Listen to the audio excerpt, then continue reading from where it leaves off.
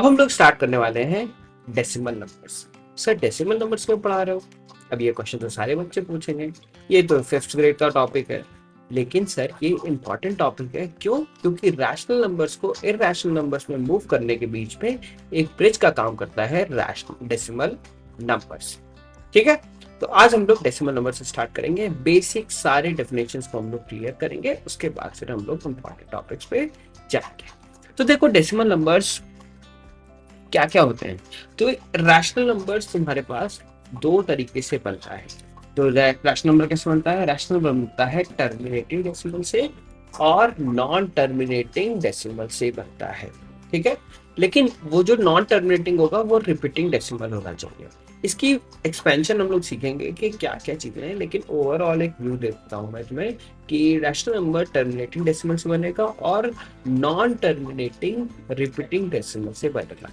लेकिन irrational number कैसे बनेगा? नॉन टर्मिनेटिंग वो भी होगा, लेकिन वो डेसिमल जो होगा वो नॉन रिकरिंग भी होना चाहिए। तो अब चलते हैं, सबसे पहले एग्जांपल देखते हैं कि जैसे कि मैंने लिखा दिस नंबर। अब मैंने बोला तुमसे कि 0.325 ये नंबर लिख लिया, तो क्या ये टर्मिनेटिंग है कि नॉन टर्मिनेटिंग, इसके बारे में सबसे पहले डिस्कस कर लेते हैं। तो जो नंबर कहीं ना कहीं पे, जो डेसिमल कहीं ना कहीं पे रुक जाए, that can be termed as the terminating decimal. अच्छा अच्छा, अब मैं बोलूंगा कि जो नंबर चलता चला जाए, चलता चला जाए, चलता चला जाए, that can be termed as the non terminating decimal. जैसे कि मैं ये नंबर लिखता हूँ 0.33333333, दिस नंबर चलता चला जा रहा है, so you will say this one is non terminating decimal. ठीक है, अब इसमें एक और एग्जांपल हो सकता है 0.30100100001। ठीक है, इस तरीके का भी डेसिमल हो सकता है। अब ये दोनों नॉन टर्मिनेटिंग तो है, ये दोनों नॉन टर्मिनेटिंग तो है, लेकिन इसमें दोनों में एक डिफरेंस तुम्हें दिख रहा होगा। यहाँ पे देखो तो 3 रिपीट हो रहा है, फिर से 3 रिपीट हो रहा है, यहाँ पे फिर 3 से रिपीट हो रहा है। जब 3 रिपीट हो रहा है, रिपीट हो रहा है, रिपीट हो रहा है, मतलब कि इसको बोलेंगे हम लोग this one is the recurring decimal. कैसा डेसिमल होगा ये? This one is the recurring decimal. कैसा बोलेंगे डेसिमल इसको? फिर से मैं बोल देता हूँ, रेकरिंग डेसिमल। अब देखो ये वाले में पैटर्न सेम नहीं हो रहा ना, यहाँ पे 0 1 है, यहाँ पे 0 0 1 है, 0 0 0 1 है, तो इसे बोलेंगे हम लोग क्या? Non recurring decimal. क्योंकि जो सिमिलर काइंड ऑफ पैटर्न हमें नहीं मिले, तो हम उसे बोलेंगे नॉन रिकरिंग डेसिमल। तो 0.325 एक टर्मिनेटिंग डेसिमल है। ये जो 0.33333 और 0.30100100001, ये दोनों नॉन टर्मिनेटिंग डेसिमल है। लेकिन पहला वाला जो दिया हुआ है वो है रिकरिंग डेसिमल, और जो सेकंड वाला है वो है नॉन रिकरिंग डेसिमल। ये दोनों डिफरेंस हमें समझ में आ गया है कि ये चीजें होती हैं। अब terminating decimal, non terminating decimal, लेकिन जो नॉन टर्मिनेटिंग डेसिमल है अगर उसको इंक्लूड कर लोगे रिकरिंग डेसिमल के साथ, तो वो क्या बन जाएगा? Rational number. मतलब कि टर्मिनेटिंग डेसिमल और नॉन टर्मिनेटिंग डेसिमल दोनों को ऐड कर दिया तो क्या बनेगा हमारा? हमारा बनेगा बेटा, दैट इज रैशनल नंबर। लेकिन नॉन टर्मिनेटिंग और नॉन रिकरिंग अगर ले लिया तो यहाँ पे हमारा बेटा प्रोड्यूस होगा, दैट इज इरैशनल नंबर। इसका एग्जांपल क्या होगा?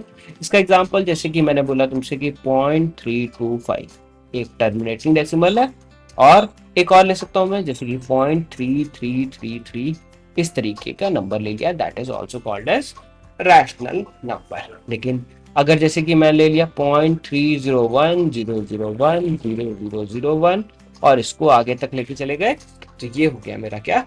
Irrational number. बस यही एक इंपॉर्टेंट चीज है जो इरैशनल नंबर को डिफाइन करती है। हमेशा याद रखो इरैशनल नंबर कौन सा होगा? Non terminating and non recurring decimals होंगे। अच्छा एक क्वेश्चन कि सर जो ये नंबर है 0.33333, इसको रैशनल नंबर में कैसे बोलेंगे? इसका तो आपने बता दिया था सर कि आप इसको 325/1000 लिख लेंगे तो ये हो जाएगा रैशनल नंबर के फॉर्म में, p/q के फॉर्म में हम इसको लिख सकते हैं। अच्छा 0.33333 अगर चल रहा हो तो इसको कैसे p/q के फॉर्म में लिखेंगे? तो इसके लिए हम लोग सबसे पहले चलते हैं, इसको एक एग्जांपल ले लेते हैं कि कैसे 0.33333 को रैशनल नंबर के फॉर्म में लिख सकते हैं। तो अच्छा चलो एक, चल फर्स्ट एग्जांपल दिया हुआ है 0.333 को पी बाई क्यू के फॉर्म में लिखना है, तो इसके हम लोग क्या करेंगे, इसको लिखेंगे एक्स, एक्स को लिखेंगे क्या, एक्स हो गया मेरा 0.33333, इस तरीके से मैंने एक्सपेंशन कर दिया, इसको मैंने ले लिया फर्स्ट इक्वेशन।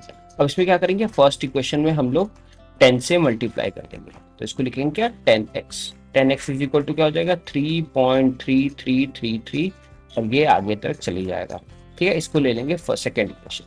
अब इसके जस्ट नीचे हम लोग x लिख देंगे, x क्या होगा, x होगा मेरा 0.33333। अगर तुम देख सकते हो तो इसके बाद की वैल्यू सारी सेम है ना, इसके बाद की वैल्यू सारी सेम है, मतलब क्या कर सकता हूं मैं इसको कैंसिल कर सकता हूं, मतलब इसमें से इसको सब्ट्रैक्ट कर दिया तो आंसर कितना हो जाएगा, this one is treated as 9x, और ये आ जाएगा मेरा 3। तो x को क्या लिख सकता हूं मैं, x को लिख सकता हूं 3/9 विच इज इक्वल टू 1/3। तो ये वैल्यू मेरे पास आ गई। अब इसी तरीके से हम लोग सेकंड क्वेश्चन करते हैं। सेकंड क्वेश्चन में मैंने बोला 0.67, अच्छा बार लगा हुआ है, अब देखो बार कहाँ लगा हुआ है, बार लगा हुआ है 6-7 दोनों पे, मतलब कि मैं x को क्या लिखूंगा, x को लिखूंगा 0.67676767, इस तरीके से ये चलता हुआ चला जा रहा है। अब देखो 6-7 पूरा रिपीट हो रहा है, तो हम लोग इसमें किससे मल्टीप्लाई करेंगे, इसमें हम लोग 100 से मल्टीप्लाई करेंगे, तो मैं लूंगा फर्स्ट और इसको मल्टीप्लाई करूंगा 100 से, और 100 से जैसे ही मल्टीप्लाई किया this one will become 67x that is equal to, sorry this one will be treated as 100x that is equal to 67.67.67.67, और ये आगे तक चलता हुआ चला जाएगा। अब जस्ट इसके नीचे मैंने x को लिख दिया, x को लिखा दैट इज 0.676767, मतलब कि ये जो वैल्यू आगे की है ये सारी वैल्यूज कैंसिल हो जाएगी और तुम्हारे पास बचेगा 99x, ठीक है 99x, क्योंकि मैं सब्ट्रैक्ट कर रहा हूँ ना, तो यहाँ पे 99x बचेगा और 67 यहाँ पे आ जाएगा, तो यहाँ पे लिखा मैंने 67। तो x की वैल्यू क्या आएगी, x की वैल्यू आ जाएगी 67/99। अब आते हैं हम लोग नेक्स्ट वैल्यू, नेक्स्ट क्या है, x को हमने लिखा 0.87575757 इस रेट। अब मुझे क्या चाहिए सर, मुझे चाहिए कि यहाँ से 75 से जो भी वैल्यू लिखी रहे वो सारी वैल्यूज कैंसिल हो जाए, तो मैं क्या करूँगा, मैं करूँगा इसको, अच्छा चलो मैं एक बार x को फर्स्ट वन 100 से मल्टीप्लाई कर देता हूँ।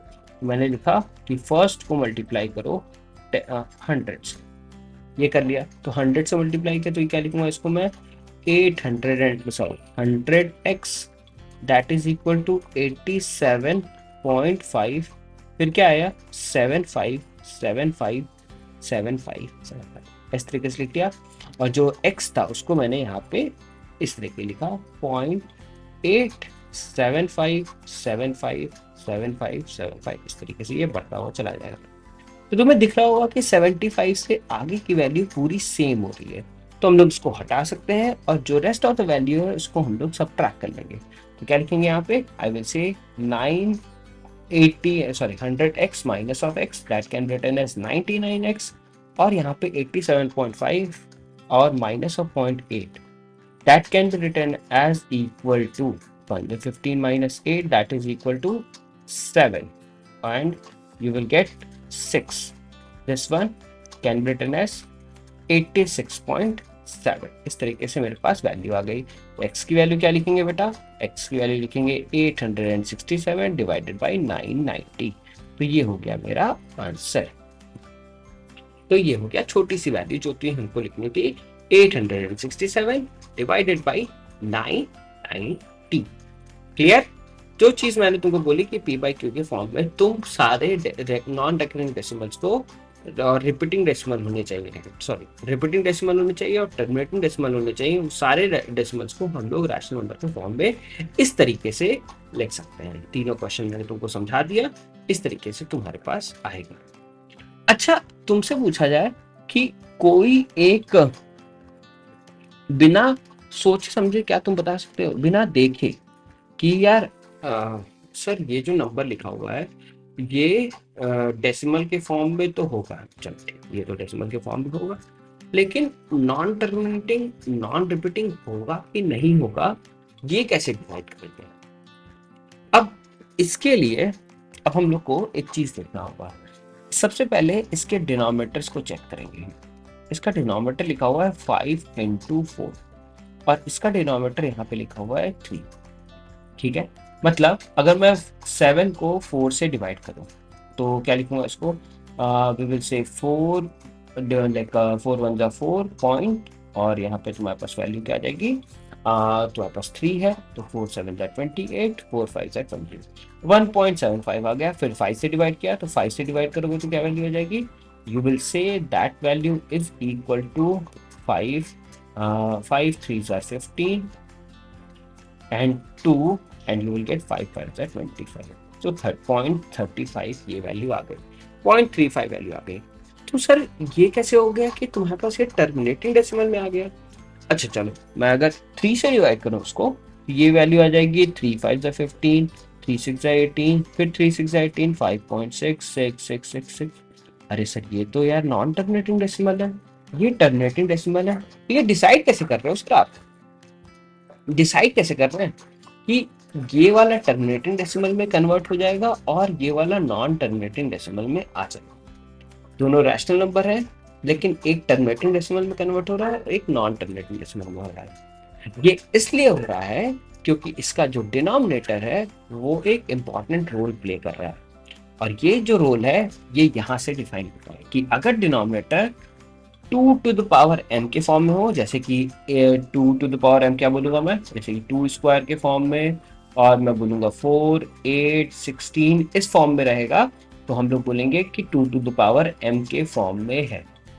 ठीक है, और m 5 to the power n के फॉर्म में भी होगा तब भी टर्मिनेटिंग होगा, जैसे कि 5 स्क्वायर 5 क्यूब, और इसको मैं लिखूं 25 6 25 इस फॉर्म में भी लिखा रहेगा, ये होगा।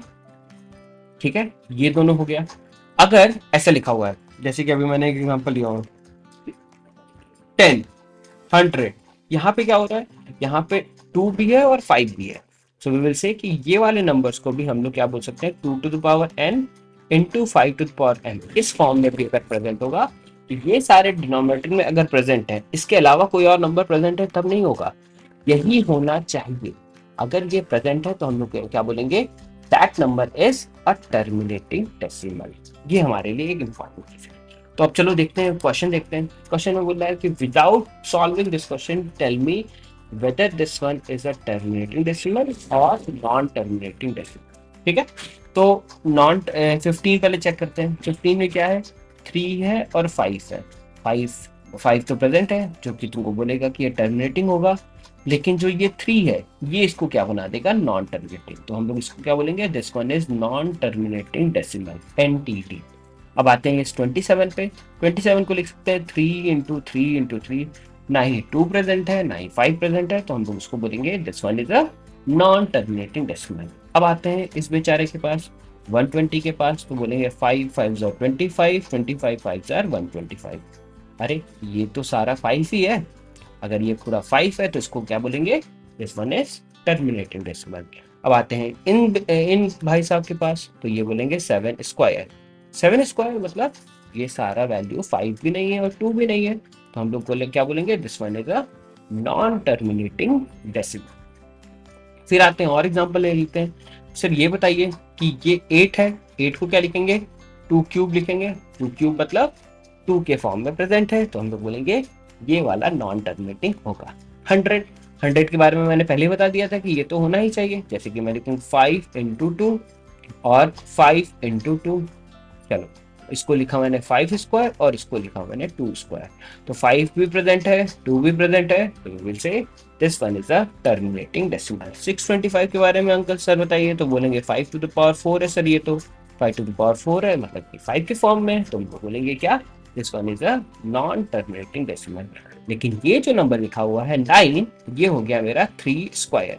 3 स्क्वायर मतलब ना ही 2 है ना ही 5 है, we will say this one is a non terminating decimal.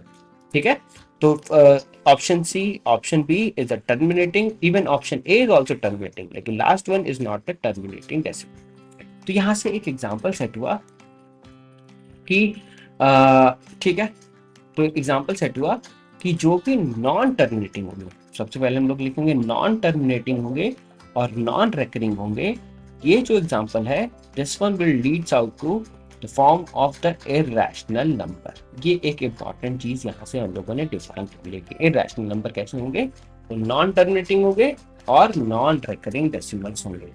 तो ये एक इंपॉर्टेंट चीज हमने यहाँ से पढ़ी। ठीक है, तो this is the important thing that you have to know in the rational number decimal expansion. अब हम लोग जो स्टार्ट करेंगे वहां पे हम लोग इसी का जैसे नॉन टर्मिनेटिंग नॉन रिकरिंग का एक इंपॉर्टेंट चीज ले लिया कि इरैशनल नंबर वहीं से स्टार्ट हो रहा है। जो नेक्स्ट सेशन बनाऊंगा वहां पे हम लोग कहीं से स्टार्ट करेंगे कि इरैशनल नंबर क्या होता है। तो एक बार फिर से पूरा क्लास में पूरे क्वेश्चंस को एक बार गो थ्रू करो। अगर कहीं पे कुछ चीजें समझ में नहीं आती है प्लीज कमेंट बॉक्स में कमेंट करो, मैं उसकी प्रॉपर एक सॉल्यूशन वीडियो आपको दे दूंगा। ठीक है, so let's meet in the next session. Bye everyone.